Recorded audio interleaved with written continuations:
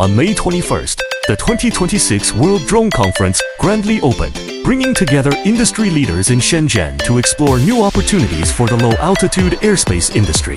The exhibition was bustling with activity, and the FILMBASE booth, Ultra de 21 was a highlight, creating a vibrant atmosphere. Unitree Robotics was specially invited to perform, showcasing the charm of intelligent technology with its agile dance moves. Simultaneously, a live-action demonstration of wearable backpack screens dynamically presented the product's flexible and portable advantages, attracting frequent attention, seizing the opportunity presented by the development of the low-altitude airspace economy. FILMBASE showcased its flying display, naked-eye 3D transparent LED film. With its lightweight and flexible display core technology, it garnered favor from many industry professionals, attracting numerous business partners for continuous discussions. Based on its scientific and technological innovation, FILMBASE empowers industrial upgrading, opening up new development avenues with an innovative vision, uniting partners to jointly paint a new picture of high-quality development for the low-altitude airspace economy.